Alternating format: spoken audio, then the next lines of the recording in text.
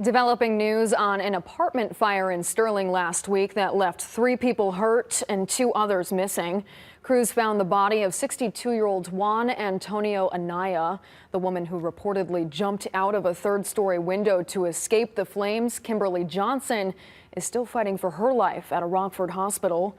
Investigators are still working to determine the structure's integrity.